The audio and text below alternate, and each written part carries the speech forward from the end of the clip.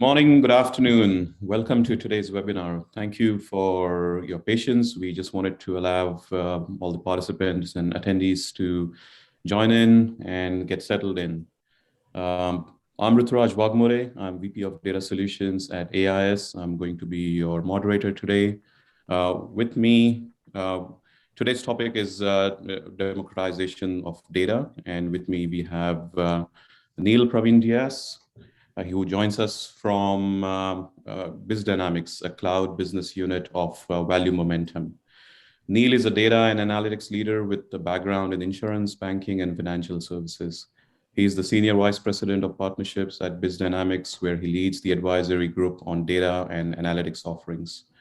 Before joining BizDynamics, Neil worked on analytics and digital transformation at Citigroup and JP Morgan Chase, as well as his own consulting firm. Neil, it's a delight to have you with us. Thank you for your time. Thank you so much, Ruturaj, for that warm introduction.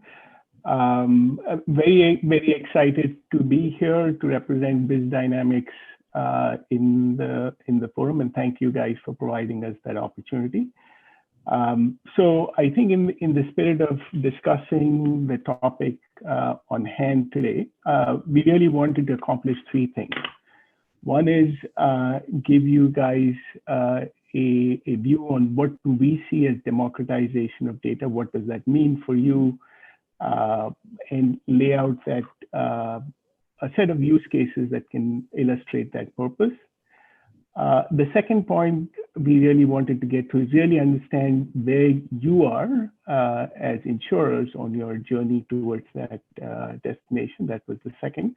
And thirdly, just look at what the value realization points would be, regardless of where you are on your journey. How can you keep moving forward to that destination of democratization of data, and what value realization at different steps, right? So that is really the outlook we wanted to share today. Go ahead, Ruturaj. Before we jump into the topic, apologies missed on the housekeeping notes. So we are recording today's session. We also have the ability for attendees to ask questions through the chat panel here. We will save some time towards the end to pick those questions. We are also going to run a live poll question as we somewhere midway through the webinar. So settle in, guys. This is going to be an exciting topic. Thank you, Neil. Back to you. Okay. So, Kaylee, if we could next go to the next one, please.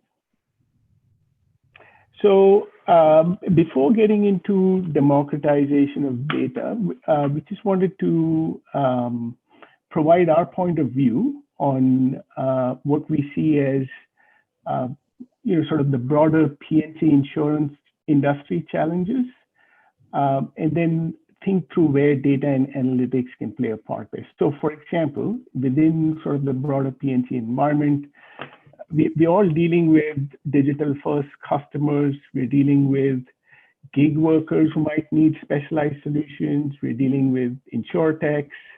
We may be dealing with utilization-based insurance. So all of these challenges, in our opinion, makes it difficult for insurers to traverse the loop we're just showing there, right? The grow revenue, grow relationship loop is under pressure for a lot of insurers. And we truly believe that the data and analytics core that you're seeing there at the center of that loop is game changing in the way that it can transform your business, give you a competitive edge, and so on. So when we think about this manifests itself in, if I'm saying grow revenue, it is really about how data and analytics, for example, can help drive customer acquisitions.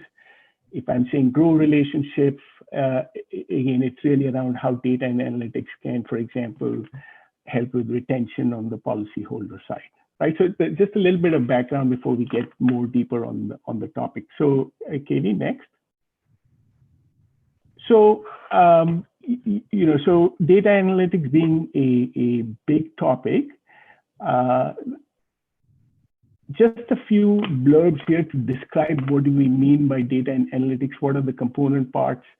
how do they line up, right? So, and we provided some examples there, but let me just sort of at the high level, there are really two buckets of capabilities that we strongly push when we say data and analytics. So the first one is really around modeling or mathematical modeling. You can think of them as scores, and essentially designed to predict something, right? So for example, if I take customer health or your customer health scores, that could mean anything from you're likely to attrite, and can I identify customers who are likely to attrite, or can I identify customers who are more likely to commit fraud? So very purpose specific. And our vantage point here is there is certainly some techniques and skills involved in building the math part of it, but equally more important in our mind is how you interpret the models.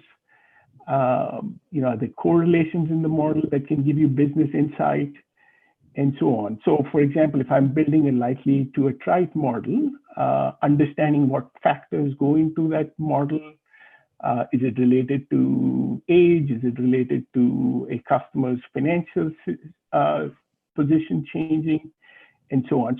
So that's an example. Similarly, if you take on the prospecting side, and I think of the sort of a standard way of thinking of prospecting or customer acquisition is really around who do I want, how do I reach them, and what do I offer, right? This is a standard marketing paradigm, but the thought process here is really around how can you apply analytics to drive those outcomes to a sort of almost a game-changing level. Right. So again, just to give some examples, if I say, how do I reach them? There's a question of, hey, which of my customers are more likely to react to an email offer? Which of my customers would prefer an agent calling them, right? That is your contact channel or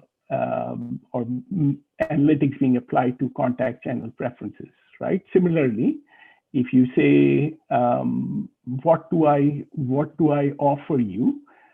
Again, every customer is different. Some may react better to a claims assurance messaging. Some may react better to an umbrella policy messaging. And so the trick really is, sort of how can analytics guide you towards making those offers clearer to your customers and therefore drive outcomes, right? So as I started with sort of describing, there is a model building part to this, and then another huge part is really around generating insights around your processes and activities, right? So again, I'll stick to the customer paradigm. If I think about customer-related insights, right? So you clearly have, you may have billing, or you may have policy data, you may have claims data, etc. But how about if I can show you a more holistic relationship with how they're interacting with your customer service or how they're interacting with your website, right? In addition to the policy or claims or billing data. And then similarly, if I take that one step ahead and say, hey, can I now show you what your customer is doing outside of his or her relationship with you? So are there external indicators? Is he or she recently lost employment, right? Or if I take it a step further, are there newer data sources, for example, social data sources, etc., that even further enhance your view of the customer, right? So putting all of this together, it really is a set of capabilities, both on the insight side as well as the math modeling side, that can really drive that loop we're describing. So what I will do in the next few slides is really talk through a few examples, but I think the focus of those examples are really going back to the topic of the discussion, which is the data and analytics that I'm describing is fine, but really what does that mean for you, right? If you are in a grow revenue function, what does that really mean for you? If you're in a grow relationship or on the customer side, what does that really translate to you when we say democratization of data? So I'll spend some time going through those two examples. So Kaylee, if you can go to the next slide. So let's think through this a little bit in terms of democratization of data and moving the data analytics closer to the folks who are using it or maybe using it or may want to use it in revenue growing functions, right? So think of, for example, your frontline sales agent.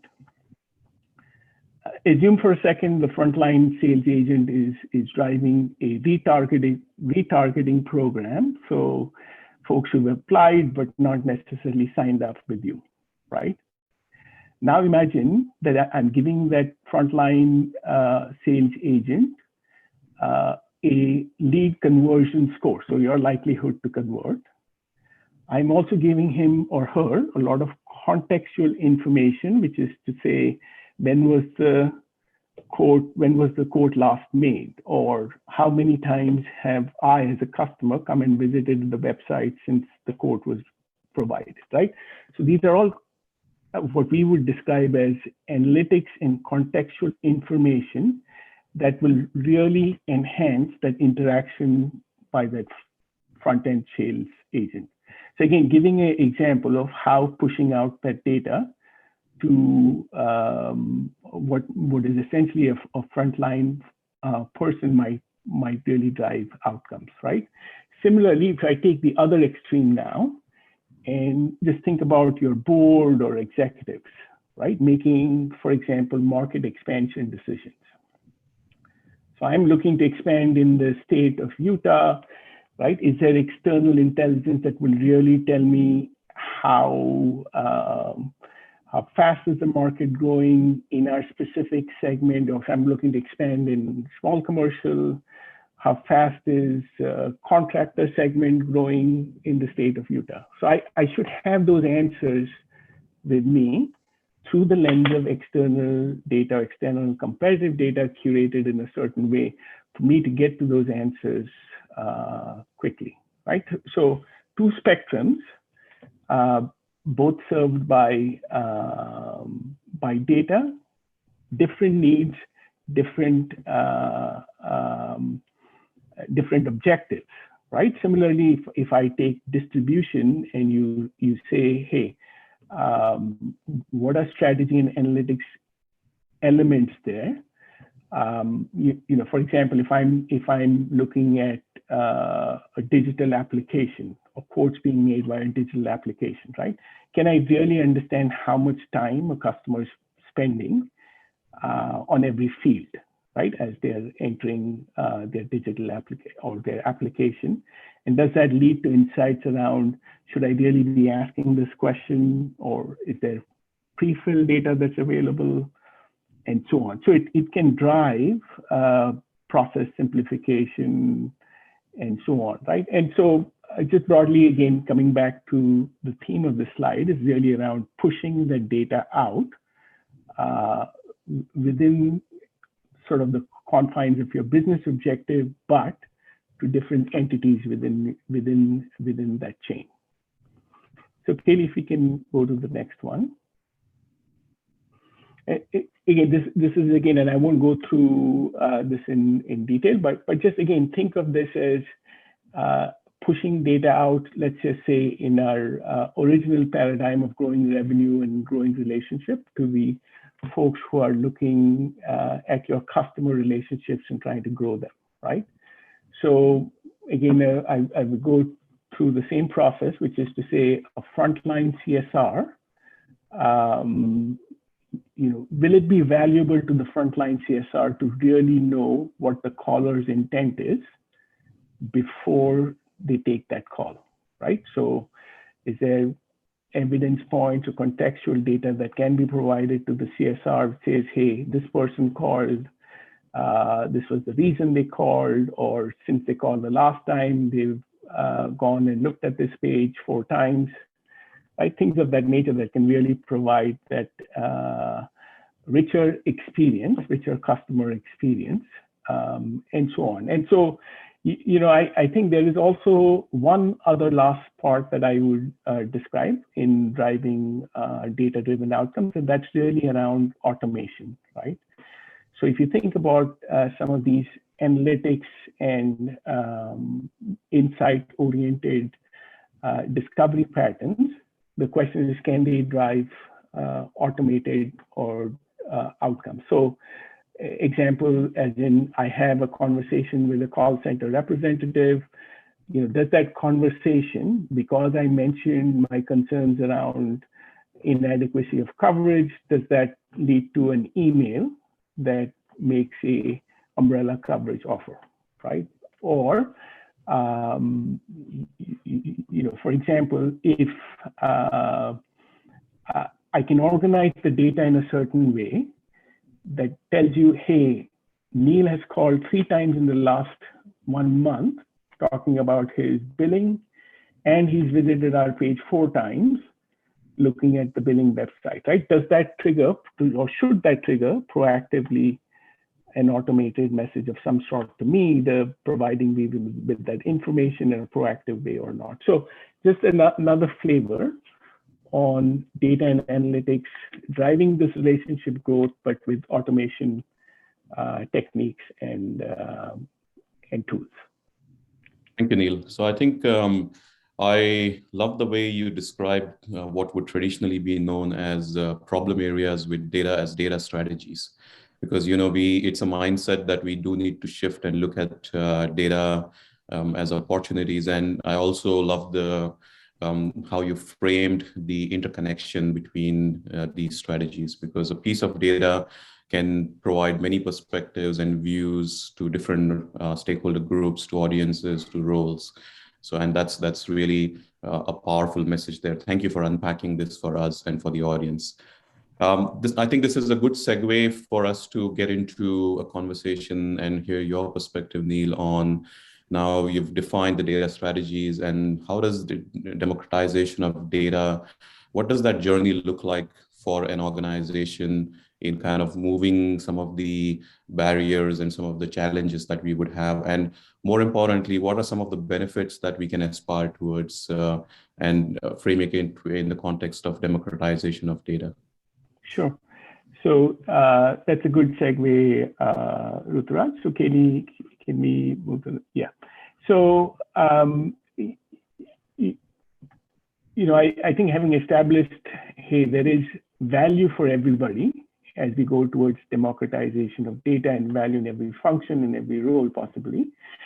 The question really is, how do you get there? What is the readiness of your data to be able to get to those outcomes, right? And this is just a way of us reflecting our experience with our clients to say,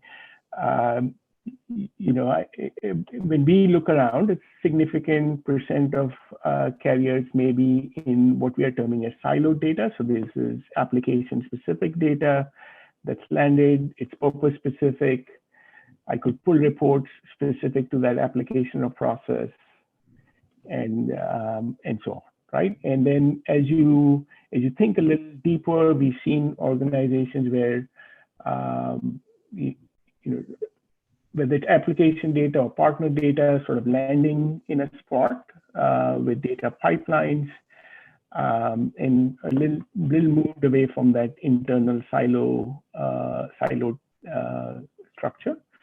And then as you think a little bit more, we all in the industry, we are either experimenting with or scaled up what we would describe as high velocity data, right? So think of telematics, your IoT, clickstream, transaction streams, etc. And the question really is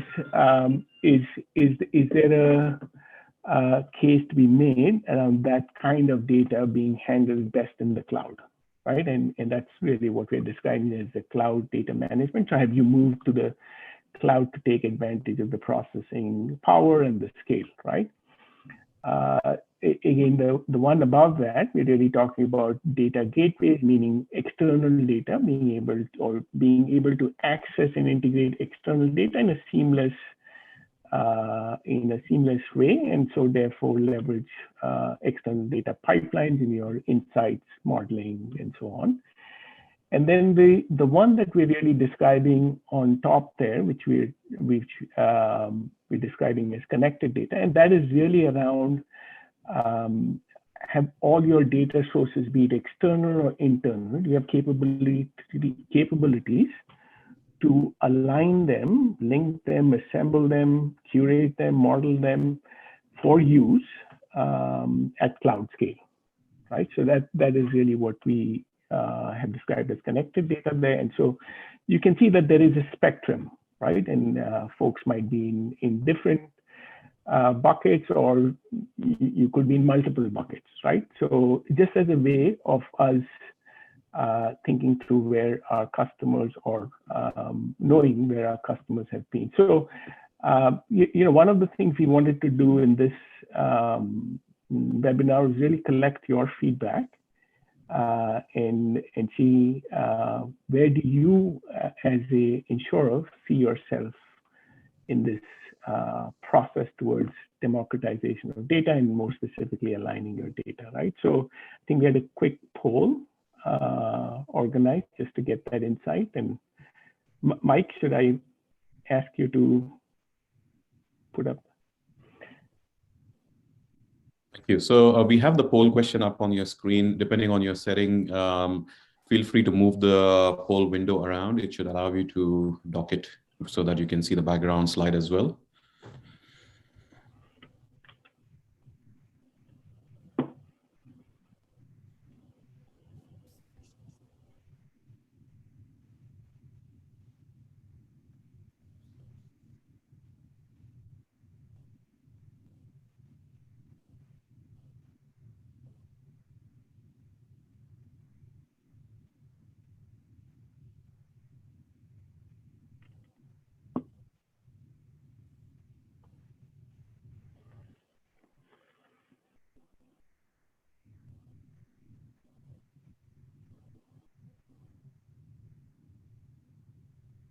We have approximately half of the attendees who have responded. We'll just give a few more seconds for others to respond.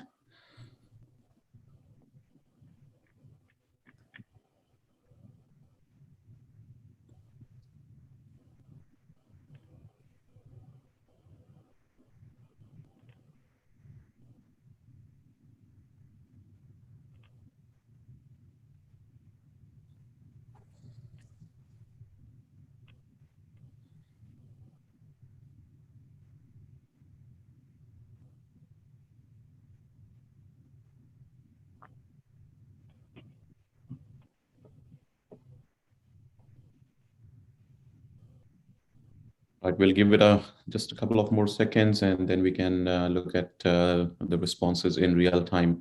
Obviously, this is very real-time, impromptu, conversational kind of feedback, and we may see a trend here. There you go. We're going to see the response now.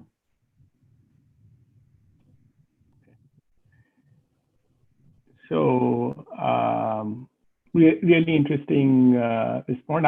I will react to this, and maybe Ruturaj, you can provide your inputs as well. So clearly, there is a sort of almost equal distribution between folks who are describing data being siloed, or pipelines being built and being on the cloud, and to some degree data gateways or external data integration as well, right? So it would look like a good distribution of where folks are on their journey. I know maybe Ruturaj, you have a reaction to this data, or? Yeah, so I think this is what I would have responded as. So thank you for participating in this poll. It is interesting to see that the aspirational goal definitely seems like connected data. So I think that is a good segue into just looking at the journey and what could some of the strategies be, Neil, in kind of getting to that goal of, or at least, getting closer to connected data. Sure. So I think, Kaylee, could we go to the next slide? Just a second. Okay. So in the context of sort of your data journey, right? Our proposition here is, regardless of where you are on your data journey, there is value relative to pushing that envelope on the democratization of data, and sort of the value clearly will increase as you go towards that aspirational goal of connected data. But let us just give you a few examples, right? So even if you're in what you've been described as siloed data, right? There is clearly in our mind opportunities to further mature your dashboards, by purpose, by user type. There may be opportunities to really push towards self-service business intelligence, and really empowering your organization to create their own dashboards, integrating embedded insights as we described with the frontline staff, etc. So even if you're in that in-between between data pipelines and siloed data, I think we believe there is a lot of opportunity to extract value. Similarly, as you go up that chain, clearly there's a lot of value relative to building models, maturing your model, building sophistication. And again, in the spirit of pushing towards that democratization objective, one of the things that is really taking a hold in sort of the data science world right now is really the notion of pre-building models that can be fine-tuned or customized for your needs without the requirement of PhD level mathematicians, right? So that is a positive for the industry as a whole. And our hypothesis is 80% of your modeling needs could be met with that pre-built. Clearly there is a space for highly specialized modeling for highly specialized use cases, but we feel that there is a democratization of, you may call it democratization of data science, that is also taking root there, right? And then as you keep going up, clearly the sophistication of the use cases become greater, and sort of even you can think of solutioning, end-to-end solutioning, that takes hold right from building models to optimizing your strategy to automation to embedding insights in your processes as sort of a continuum there, right? So again, reiterating the point that democratization of data as we've described it is possible at every stage, and clearly value addition as you go up the chain.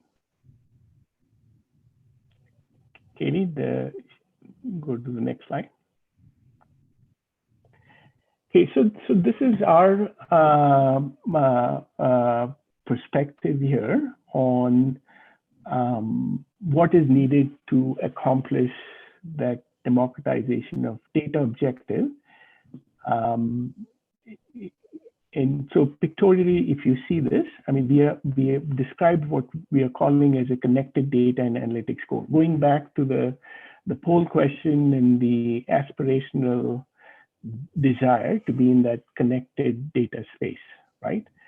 So in our viewpoint, this stage is really describing a stage where data is really organized for exploitation versus just assembly, right? So what that really translates to is your data is organized in a way that you can see the relationships between your customers, your products, your processes in clear ways. It should enable what we are describing as a single source of truth, meaning data integrity at the highest level, KPIs being defined succinctly and once and permeating throughout the organization. We're also describing if you have sort of this connected data and analytics core, it enables a whole host of self-service business intelligence, dashboarding and reports or embedded in analytics. And the self-service part of this is also sort of an important consideration if you think about resources, right? So limitations on technology resources, limitations on data analysts or data science resources. And so can you push more towards that self-service notion in the context of democratization, right? If you get here, clearly we strongly believe that the benefit structures are tremendous, right? Think of, if I just look at the right-hand side of this picture, think of your executives being able to ask English language questions, right? What was my sales in Northeast in the last 3 months, right? There is tooling that can really give you that answer if it's powered with data that has real integrity behind it, right? We talked about some of the frontline use cases, but let me just talk a little bit about the data analyst persona here as well. Having some of that background myself, I can tell you it's over 50% of most data analyst or data science time is really towards assembling, data wrangling as it's called, right? And so, theoretically, you're paying somebody to get up to sort of mid-Wednesday, if you will, before that person does any real work. So that kind of efficiency benefits, opportunity identification benefits, really pushing the needle for everybody in the organization while having the ability to handle all emerging data, emerging trends, emerging techniques through this connected data and analytics core is our view on what the North Star should really be for pushing this democratization of data construct. Neil, I think this is such a powerful slide here because with connected data, and if you see the right hand side, I see a whole lot of personas and use cases and perspectives which have a need for data, and on the left hand side, we've got some of those strategies and ways to bring that data. But the connected data, and then as you rightly mentioned, a whole lot of heavy lifting goes into getting the data, preparing the data, acquiring the data, rather than really drawing inference from the data. So I think that is a real there's a problem in the real world out there, and definitely your perspective is much appreciated on this. Sure. Let me throw it back to you, Ruturaj. I know AAIS is also championing a few initiatives with OpenIDL and others around data. So maybe you could speak to that a little bit as well. Thank you, Neil. So for those of who may not be aware of the OpenIDL project and initiative, it is a Linux Foundation initiative now. So it's an information sharing platform without letting go of your data. The data stays with you. It's a permission-based querying kind of paradigm. The governance of an OpenIDL-like platform is open as well. So participants have an equal say into how we evolve the platform. And you may just look it up on openidl.org. The big aspect here is not letting go of your data security or your data ownership. The controls are inbuilt into the framework, and the operational aspects of the platform allow for a much easier information sharing. And in the future, there are many use cases that we can look into, such as data mining, But yeah, for those of who may not have heard or who would be curious, I refer to you to openideal.org. If you have attendees from regulatory bodies, government bodies, insurance members, they can certainly sign up. There is a link there, and towards the end, you will be able to see our contact details. More than happy to have a conversation around and explain more about openideal.org. So I think we are doing very well for time. Those were the slides. We won't bore you with any more slides there, but we do want to take the time now to take any questions. So please use the chat feature, ask the questions, and we will try and answer them as we can, as many as we can. So Neil, there is a question for you there. Sure, yeah.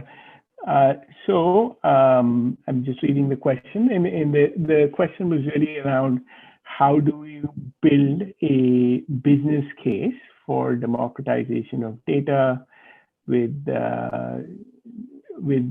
non-technical leadership, right? So, for example, board executives, etc. So that was the question. And so the way we would answer that question is really, if you think about your decision makers or executive, for the large part, they are really driven by what I would term as return on investment, right?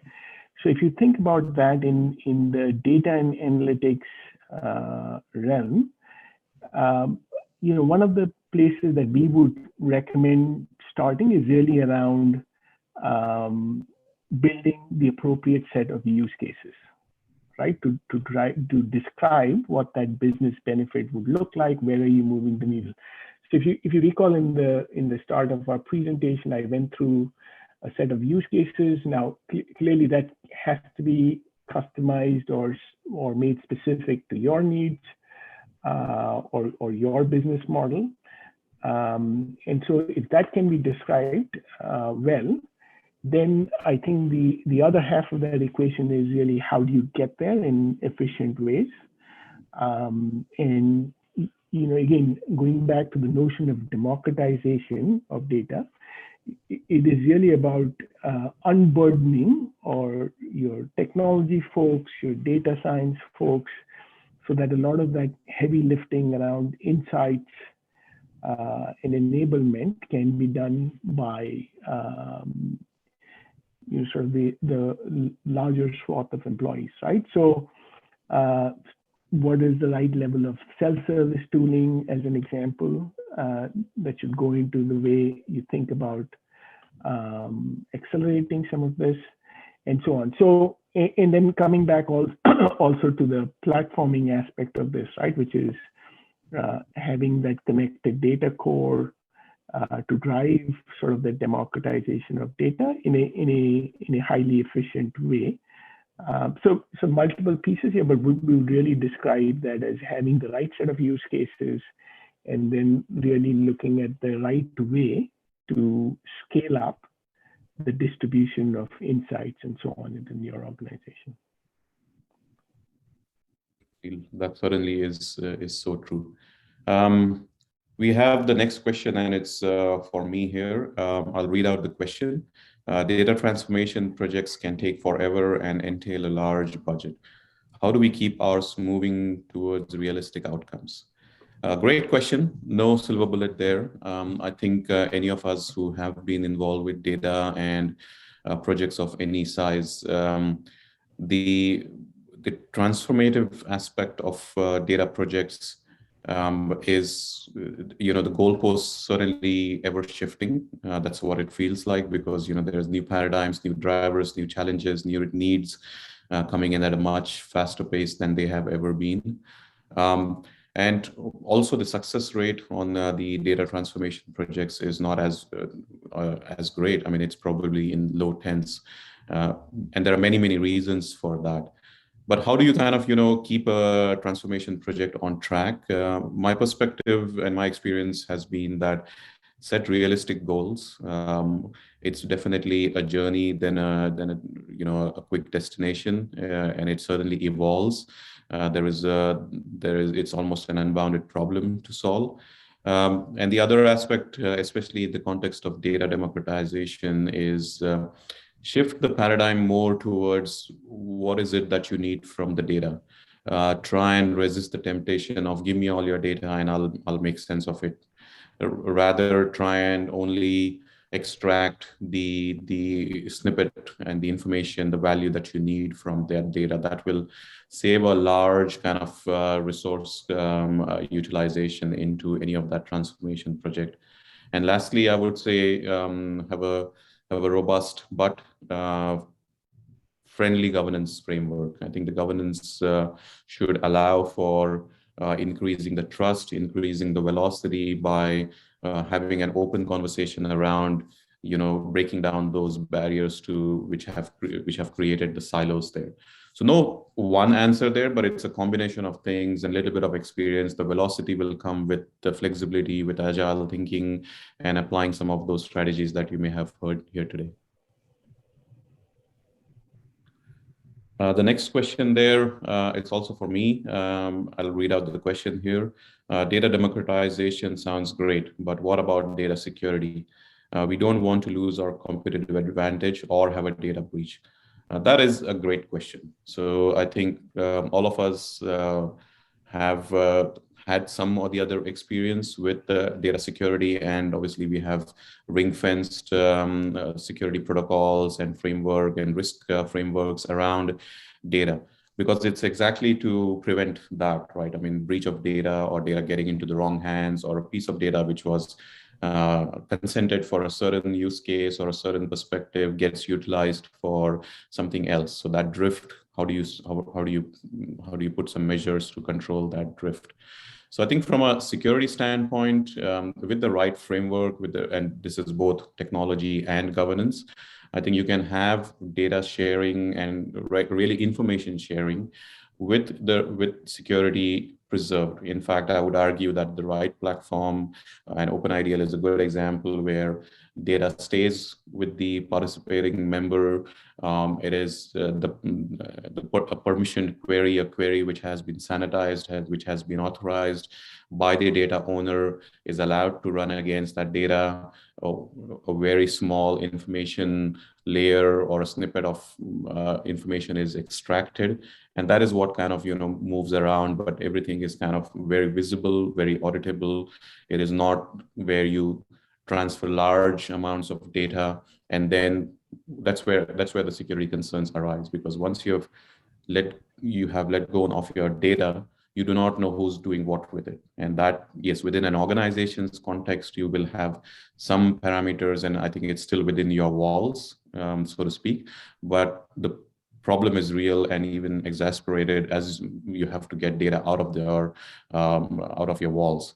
That sharing of data with partners, with other members, with regulators becomes a very challenging paradigm without the data security controls in place. So I think the democratization of data with the right controls, with the right framework, with the right governance allows for better security. And I think that's an interesting way where we see a lot of movement happening, especially with OpenIDL.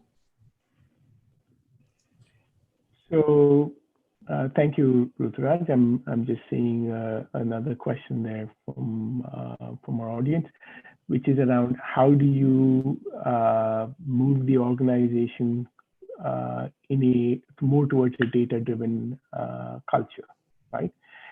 So let me answer the question this way.